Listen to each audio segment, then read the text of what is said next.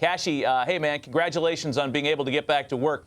Now we can get back to talking about this little monster that you and the front office has created down there in Tampa St. Pete. You guys can get back to thinking about baseball. At one point did you start dreaming about putting a lineup card together during the shutdown? About 10:50 last night, my time, when I heard that things were trending in the right direction. But this makes me feel better. Good to see you guys.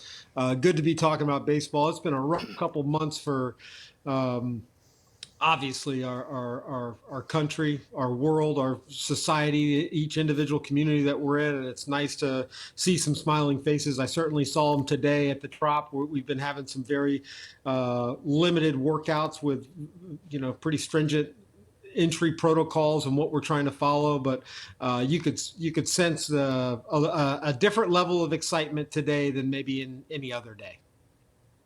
Hey, Cash, my question is, obviously you go to spring training for just a couple of weeks, then we shut it down for a couple of months here.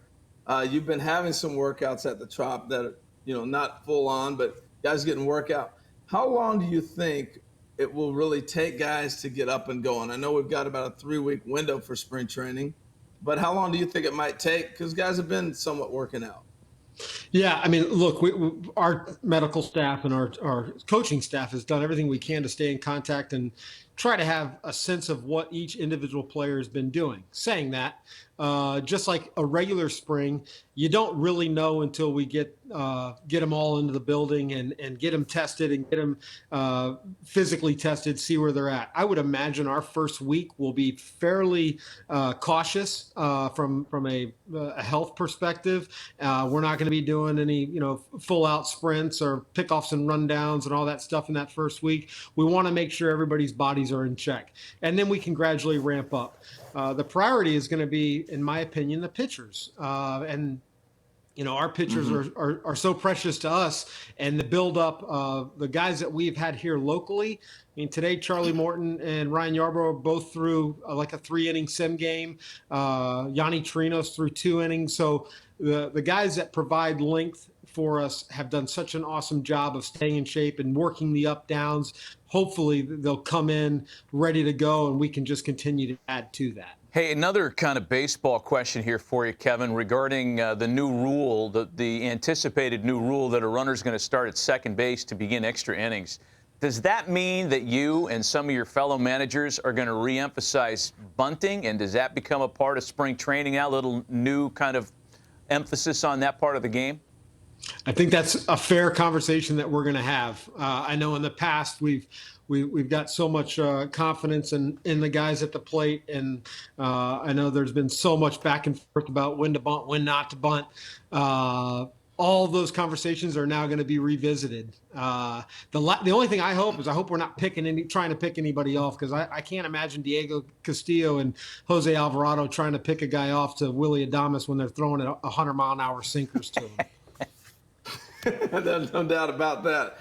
Hey, Cash, so this is going to be some great baseball. I mean, 60 games sprint to the end. It is going to be competitive like crazy. And Matt kind of talked about bunting, but I look at just how do you see 60 games? There's not a lot of – you can't go into a long losing streak or you're out of the run. So I'm curious how you will manage 60 games. You got to be sharp from the get-go.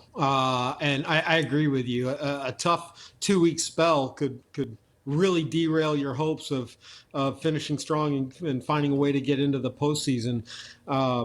It's going to be different in some ways, but in some other ways, I think that for our team, yes, we feel we're talented, but we're built on some depth. And we've utilized our full roster the last couple seasons, and we've had success doing that. Whatever the roster is, whether it's 25, 28, 30 guys, the track record that our guys have shown is how versatile and how adaptable they are to every situation. I don't think we're going to get away from that. We're going to need every one of them to win that game that night. No doubt about it. And I wanted to ask you about the roster, how you're going to handle that, because you can have a taxi squad from what I'm hearing, and that may be 50 players. So I think in Florida where you're at, you have the Trop, but you have enough college fields or junior colleges around there that might work. Have you guys considered how you might work the taxi squad and that keeping those guys sharp? We haven't necessarily considered. I know we'll utilize Port Charlotte and that taxi squad, depending on what the final numbers that we hear. If it's a lower number, and meaning that's a traveling taxi squad, they're going to travel with us. They're going to work out with us. We will accommodate them just as if they were on the roster. And then the 20 some odd players that will be in Port Charlotte training and doing daily stuff, whether it's sim games or just staying sharp in case there's an injury or something comes about where we need them. We'll keep them sharp also in Port Charlotte.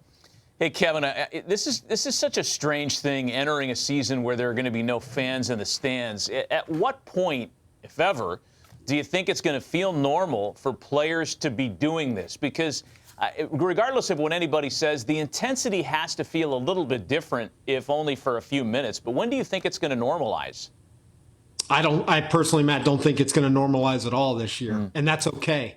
We're excited to be getting back, but we've heard that word, the new normal, or that phrase, the new normal.